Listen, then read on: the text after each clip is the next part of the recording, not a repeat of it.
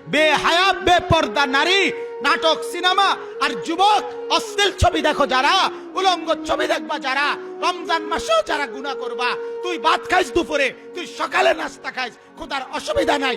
আল্লাহ বলে তুই 11 মাস ধরে খাওয়াইতে পারলে আমি এখনো খাওয়াইতে পারুম, তুই উপাস থাকিস না, উপাস থাকিস না, খাইস তুই। ওই বেপর্দা নারীরে বলিস তুই না খাইয়ে যাইস না, মার্কেটে খাইয়ে যা, বাদ্যুকে খাইয়ে যা। আর এই বাদ্যুকের লেগে আটকিত না আল্লাহ। কথা বলেন না কেন? সব সিটারি যেহেতু চলতে আছে, তো আরে বাদ্যুকের লেগে খোঁড়া দিয়ে কিতা করবি? হ্যাঁ, কি দরকার আর? যা।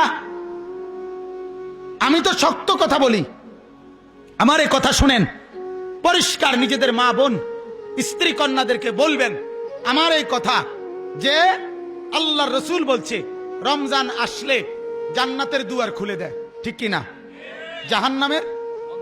জাহান্নামের দুয়ার আর শয়তানগুলো আটকায়া ফেলে। তাইলে রমজান আসলে আল্লাহ জাহান্নামের দুয়ারও কি করে আর শয়তানগুলোরও কি করে? শুধু জান্নাতের দুয়ার খোলে।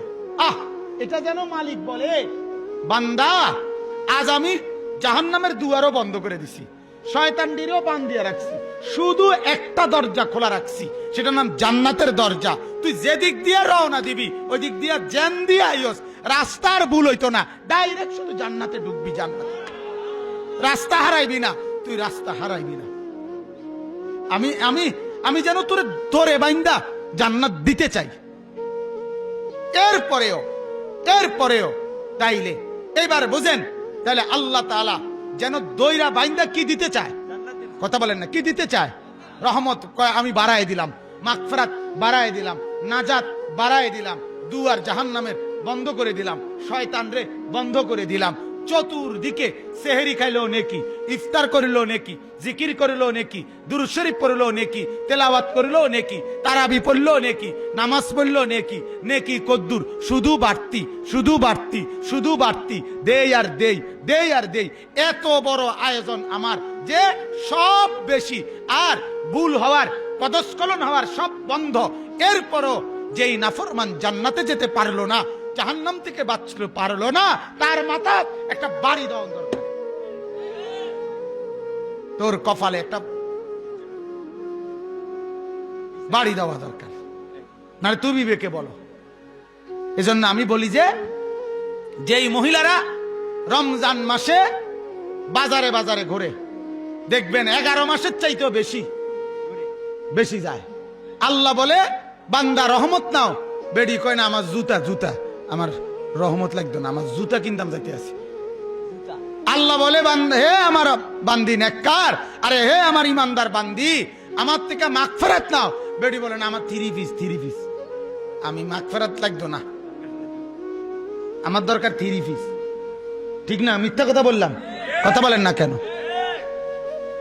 তো ওই মহিলারা কেরুম মহিলা, আমি একটা গবেষণা করে দেখছি, এই রমজানের বেপর্দা বাজারে ঘুরি না বেডি কেরুম, এটা আমার একটা হিসাব হইলো কেমন কই।